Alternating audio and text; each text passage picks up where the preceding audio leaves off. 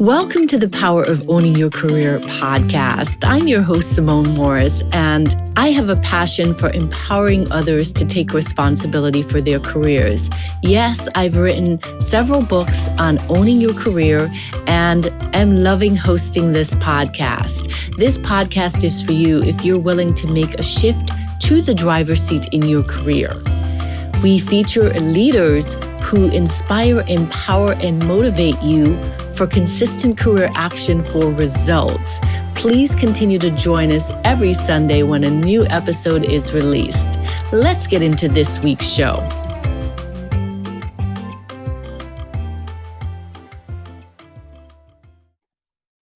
Welcome to this week's episode of the Power of Owning Your Career podcast. I'm delighted to have with us today Ticki Favaroth, who is the senior partner and managing director for HR&Co. And I met her in a women's training for the WeBank organization, and she did a fabulous job and impressed me so much that I wanted to know more about her career story. So Ticki, welcome to the show. Thank you so much. And it's such a pleasure to be here today. And I thank you for your kind words and inviting me for the opportunity to sow into others and share any nuggets that will empower them to think, be, and do their careers a little different. Awesome. Well, you have an illustrious HR background.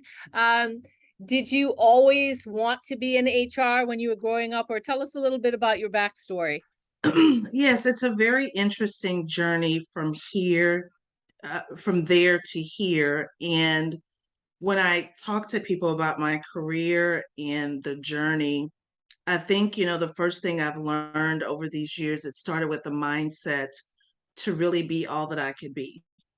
And when I started this journey, I really didn't know what twists and turns or ups and downs, back and forths that I would do to get here. But I did know my goal was to be all that I could be. So my journey is a little different, and I'm very appreciative of it because I think part of it was intention and part was just God's direction.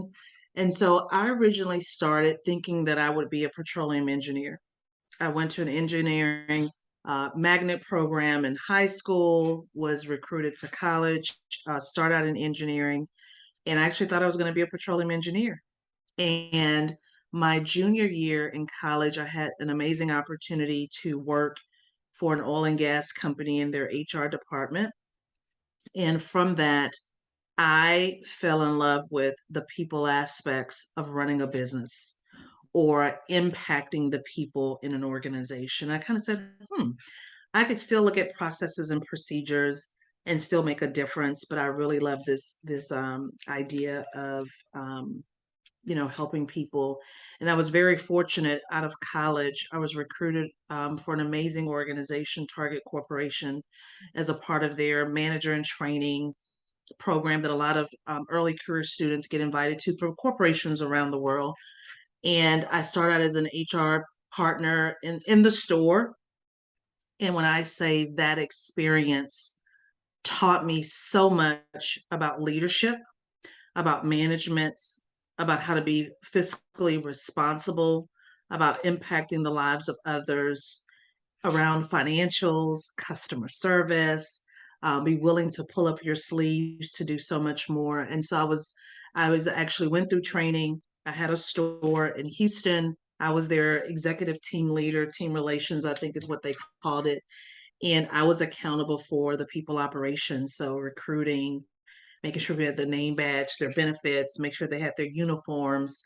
But as a part of my leadership duties, as a part of a broader team, I was also accountable for looking at the sales because sales equaled hours of production for staff. And so, based on the volume of our store and how much we sold, it dictated how many people we could hire or how many hours I could give out. I learned how to flow the truck. So the truck comes in, and the reason why is if you have product on a truck, it's not in the store, which means you can't sell it, which means if we're not selling, we don't have hours. I learned guest service, how to greet customers, happy customers come back. So it's just so many things in that experience that really shaped the broad perspective of the role that human resources plays in organizations, but also the depth of what it does as far as creating a great employee experience and caring about people and what they do.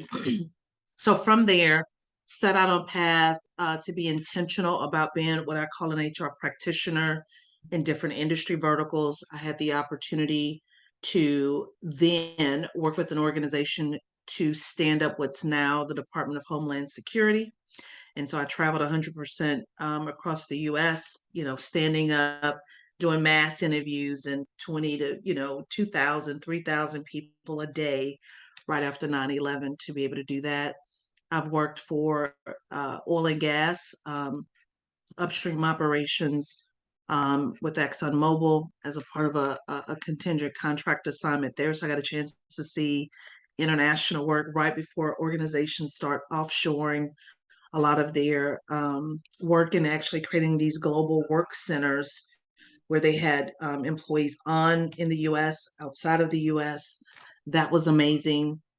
And then I've worked in healthcare, MD Anderson Cancer Center, which was a different kind of HR, impacting the people that support those with terminal illnesses, doctors, physicians, teachers, people in the cafeteria, just all, you know, uh, clinical nutrition. And then I kind of rounded out my career in consulting. And so had a chance to go to one of the big consulting companies, Aon Hewitt, and I was an HR business partner supporting CEOs that ran global organizations, moved to corporate roles, etc. And then obviously landed in doing HR&Co, which is taking the combination of all of that and leading an HR practice that supports clients today in the commercial space. So that's founder led, small, medium, large global organizations, and also in the public space, which is city, state, and federal municipalities. So if I look at all of those experiences on the journey, I kind of had an epiphany along the way. Is that when you are advancing and progressing, every opportunity allows you to make greater impact. It allows you to develop yourself. It allows you to impact the lives of people in so many ways. So if I think about all the leaders and the employees in different verticals, I think, my mission in life is to really pay it forward for others so that they can be the best version of themselves.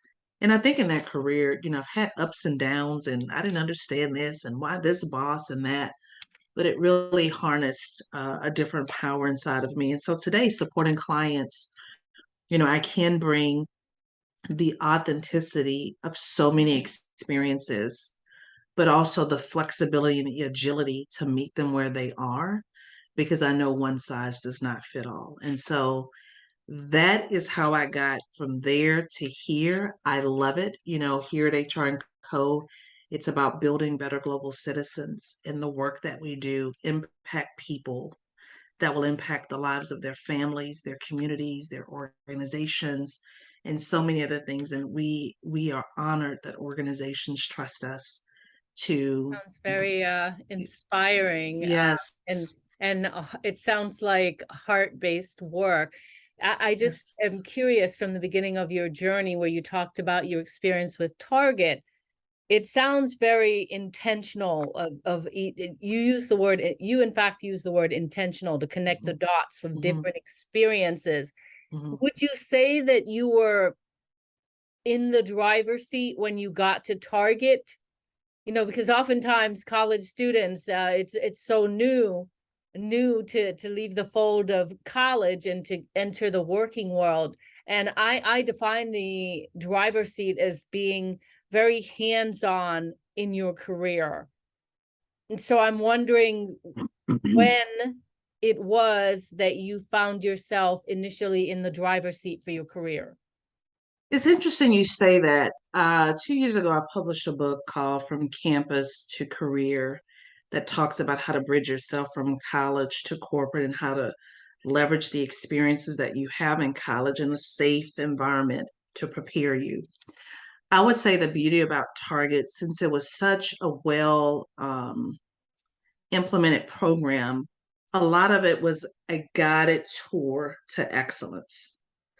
But I think where the success came in was being willing to walk the walk. I was not in a situation like, oh, well, that's not my job. Why am I flowing the truck? Like, that's not what I do. You're Not, probably working every weekend in retail. yeah, I have a degree in yes, retail, so yes. Why am I flowing the truck? But understanding the bigger thing that says this is a production, this is a supply chain opportunity. This is a way to show yourself as a team member, to roll your sleeves up and do things. It builds camaraderie. And because I was a willing student to the process, I think I gained more tools in my tool bag so that when it came time to use them in global organizations or whatever, I had already harnessed that skill in an environment that was really structured. I would say if it's for college students, at Aon Hewitt and Alight, I ran our early career program where we had 400 students off campus. And oftentimes I would coach and say, everything you do is a learning opportunity. And if you step into it saying, why was I invited to this meeting? Who are the players? What were they discussing? What notes did I take? What did I learn about myself? How can I show up different? If you step into every situation as a learning opportunity, you will gain more tools in your toolbox. You'll raise your hand because you want to learn more. People will see you, and it creates the gateway for additional opportunities, whether that's up the ladder, which sometimes people think success is just up, or lateral, which means your breadth, they've given you more. It could be an expansion that way. So I think I became more in control of my career when I learned that I had plateaued at a certain level where I was hungry for more and more wasn't present. I was hungry to not have one store, but run a district and go from a district to being because I understood what the ladder looked like. And I would start asking questions like, what does it take to get that job? What do I need to be doing to get that job? And then, okay, I have it. And then set goals, set my intention, set actions to walk that walk into such a time that I was successful in it, or I was understanding why I wasn't, and then recalibrated and went out. And so I think I became in control of my career when I had set intentional goals for myself, worked really hard to achieve those goals and achieve them, and was asking for the next thing because I had successfully accomplished those things. And I'd done it over and over again where it was like secondhand nature for me. where did the confidence come from? Because sometimes there isn't a confidence in asking for what you want or deserve in your career. So it sounds like you were very confident from the start. How did you build your confidence level? I would say even today, I'm like a little scared tiger. So, you come out rowing, but in the inside, I think about selling to clients or meeting people. I think the word is confidence. I believe that in those scenarios, I was more willing to ask the right questions so that I could receive the answers. And the confidence came in, was I asking the right questions? In my routine meetings with my manager, what's working well? What can I be doing more of? What's a blind spot about me that I don't see that other people may see? And feeling okay, we always say feedback is a gift. And using those nuggets, sometimes as painful as it was or as great as it was, to recalibrate. Wow, I'm in a team meeting, people see that I ask a lot of questions. Okay, well, let me pull back and be very specific about the questions that I ask so I don't come across unwilling to wait and listen. So some of those self-coaching moments, I would say confidence came in. What questions was I asking? Was I getting direct feedback to help me go back and recalibrate. And did I implement what I felt comfortable with? And did it yield results? Mm. And running that play every single time, every single day, every single project, every single meeting, I was intentional. I tell people sometimes I used to have this little thing in my book. This is further when I got more to like leadership roles, and it would say, number one, KYMS, keep your mouth shut. Listen, just listen. Like, what is the discussion? What are they talking about? Do you have value that you can add now? And if I did, how do I formulate that? If not, keep your mouth shut. Is there an action item for me? Okay, do I understand what it is? And how can I best execute against that action item? And then, do I need to be present? The role that I'm playing in something, do people need to see me, hear from me, understand what I'm thinking? And if not, let others shine and maybe circle back around later. And so these were just little tips around personality and style and the way I worked that helped me, I believe, to this point, to this day, build that confidence and was okay. Like, it's okay. I attended something and I didn't ask questions or have all the answers because I didn't Mm. have any on my paper, and I didn't have to over rotate on certain things. Where does that, it sounds very strategic Yes. and very intentional and mindful. Mhm. Where does that come from? I think it comes from, and I'm going to use an equation only because I like math. I think number one, what are your goals? Plus, what are the things that you need to do to achieve those goals? Equals execution. And if I use an example, if you wanted $1 million in, 1 year, that's 83,333,000 a month. Okay, now that you know what the end is, what activities I need to invest, I need to save, I need to cut on spending, I need a bigger job, or whatever the case may be. Or you may need to stretch your timeline a little bit more. So I think you know what your goals are and what actions you need to take to achieve those and really clear, then that begins to equal success because you're using goals and actions to get you to a point. Is that your formula for owning your career? Because that is one of the questions that I ask my guests. What does it take to successfully own your career? You just rolled off a formula, so I just want to throw that question out there now. Well, I think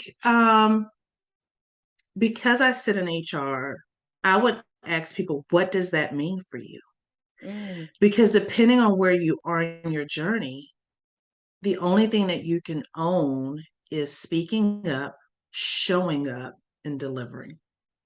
And somebody else is watching to help you move through the gates of your career. Owning your career at a certain level may be changing your style or your business acumen or your knowledge to be in a different seat to do something different in your career. Owning your career at a different season or different stage may be saying, I'm not doing anything. I'm leading others in creating workspaces, in creating an environment and culture where others can be successful. And we are harnessing that success together. So that part of my career is enabling others. So I would say, depending on where people are in the journey, there is a different set of competencies or skills or how you show up that's going to, create the stage for you to go to the next level. I will say, depending on where you are, there are always calamities or oppositions. There are things that you don't understand. And that's why they say either, find your mentor or a sponsor or someone that you can trust to have conversations with that can be a guide rail in the organization that you live in that can, help you navigate some of that. As an external person, I can offer people mentoring advice, but if I don't know the environment you're in, it could be potentially because I don't understand the context. I don't understand what's happening. And so I think you should have someone inside as well as outside and be very specific, and then put the mirror up to the things that you can do better and own and work on those things. How have you seen people successfully dance with HR to grow in their careers? Like, what would you say from a best practice conversation in terms of, HR is a partner that can help you to climb the ladder. What are some best practices, tips that you might have on how to engage with HR for career support? So this may sound very interesting, and people have different point of views and philosophy. So I'll leave that there for people to take what they need, leave what they don't. The best person that can help you navigate your career is your manager. Mm-hmm. They are the person that's assessing your performance. They're the person that helps you set your goals. They're the person that can give you the projects to develop the skills and knowledge to get ready. They're the person that can advocate for you when the next opportunity comes up. They're the person when you apply for a job can say yes or no because we're looking for a referral from them. They're the person that can bring you to a meeting to meet an executive that may be to give you visibility and exposure. They're the person that can, when you're not doing well, can jump in with you and you can kind of go back and forth until such a time you are confident. So building a relationship with the manager is important. And sometimes there's bad managers, or finding another manager or another leader. HR's role is to make sure that the organization has the resources and tools to equally make those opportunities available and to remove systemic barriers that may hinder you from doing that. As an HR practitioner, if Simone came to me and says, "Oh, I want to be, um, an HR generalist," so I could say, "Well, here are the job requirements. Do you have those? Here are some things that I think you can do to develop yourself. Here are some resources that the organization may have that's free or a benefit to you, but I'm not in a position to assess your performance and or to make that decision in the business because the business or the organization or the manager owns or is accountable for those resources." Mm. And oftentimes people think that HR can wave the magic wand. I can say, "Did you apply? Okay, let me look at the other candidates. Let me look at your interview notes to make sure that it was a fair process." But the hiring decision comes from the manager. And so often people think escalating through that, right? I think it's a good partner, but our job is to coach and help redirect and help you build a better relationship with your manager or those that's in your environment to be able to do that. And when you have problems with that, then we can say, "Wait a minute, I know she applied and we did this and that." We can inquire as to why so that a fair process took place, but we do the decision of who. So really ensuring that you have the right manager, that's key. Or Uh, build the right relationship with your manager. yeah. Mhm, But your manager is not the only person that assesses. I mean, they can be one of your champions, right? We talked mhm, about a little bit about mentors and sponsors, mhm, having more people. There's a TED talk by Carla Harris that mhm, talks about having more people in the room that's really singing your praises. mhm. Yes, looking out for you. So you have to be strategic about who you align yourself to. That's why going and asking, but even having a sponsor, they can sponsor you, but really your is the person that is doing some of that. So And every organization is different. What are your thoughts on taking risk in your career? And have you taken a lot of risk in your career? I think risk is important. It just depends on where your risk tolerance would be. I've taken so many risks, and the bet was on me that I could try to advance, which went back to my goal to do better.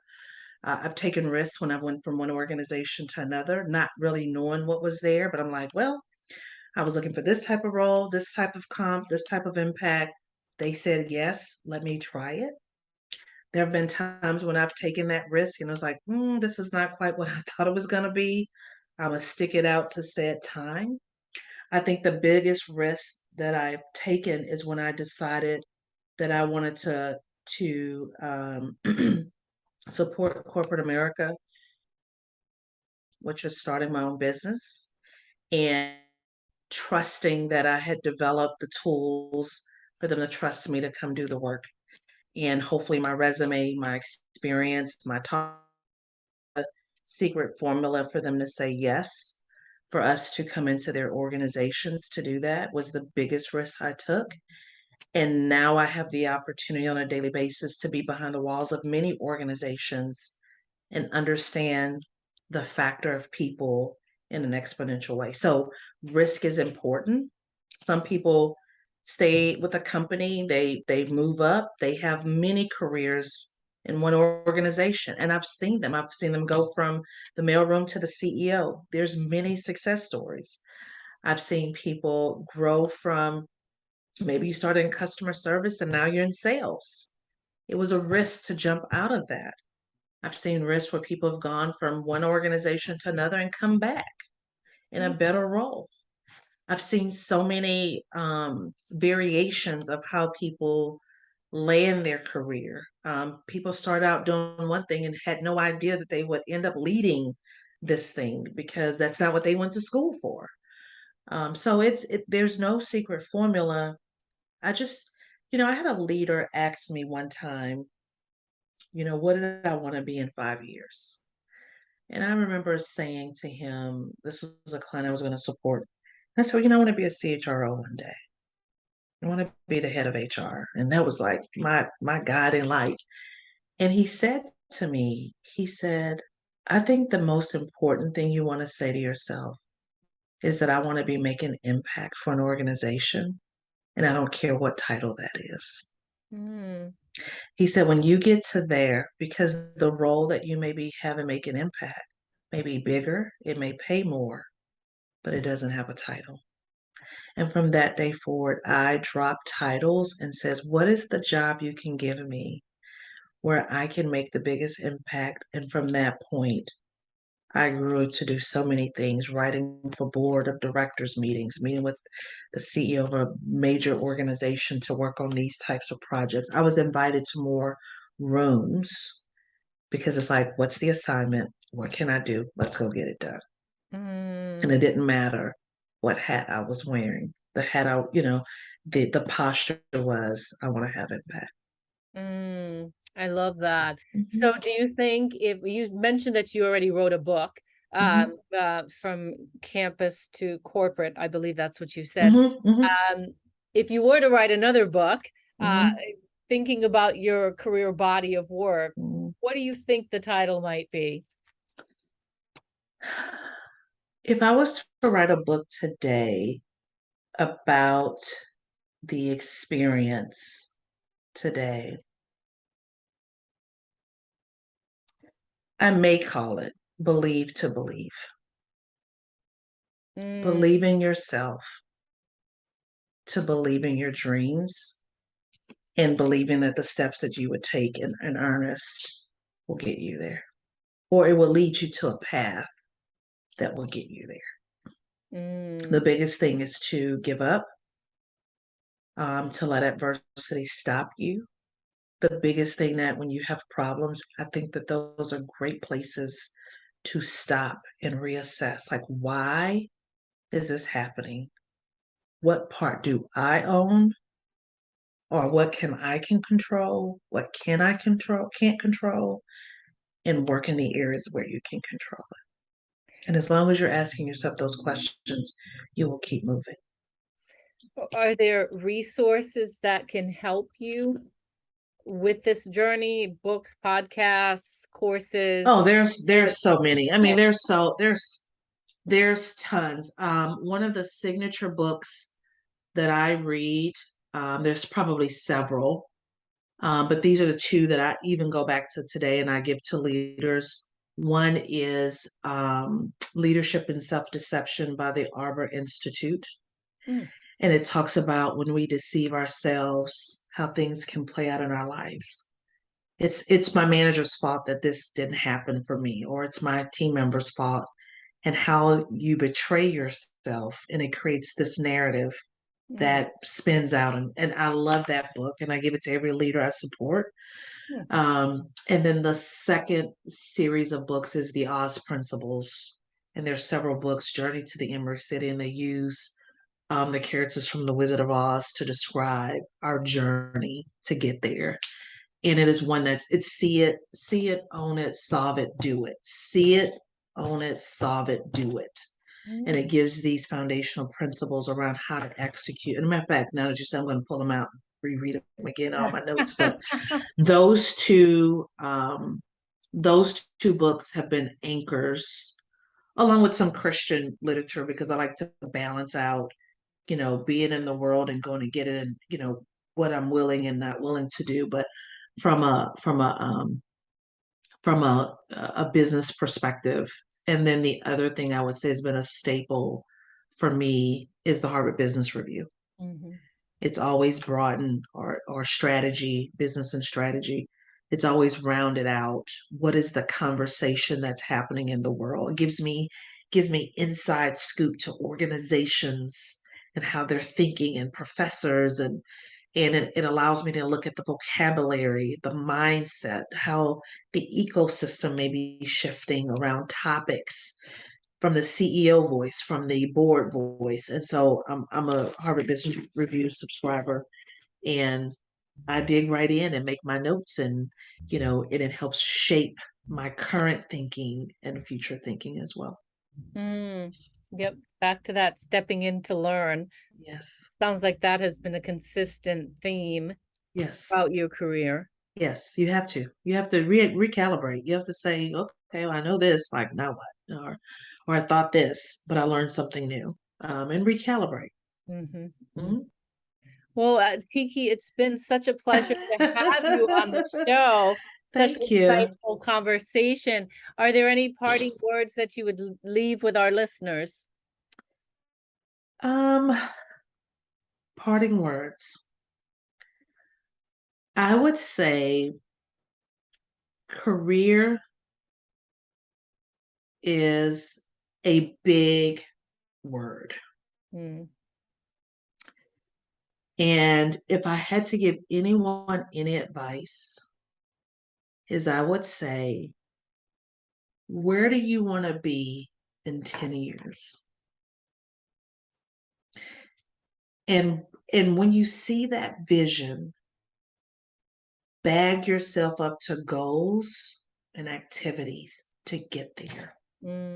So when you hit those forks in the road, you know where you're going. And if you need to deviate, you know why you're doing that. I think that's number one. Number two, closed doors are sometimes openings for something else. And sit with yourself and ask yourself the questions: why? What can I control and what I can't? And have a voice around you to calibrate that. And then I would say, at the end of the day, if you are making impact, and I'm not just saying showing up and just doing your job, showing up, learning, and raising your hand and executing, people will see you. Because every organizations are looking for the next level of leaders. They're looking for you.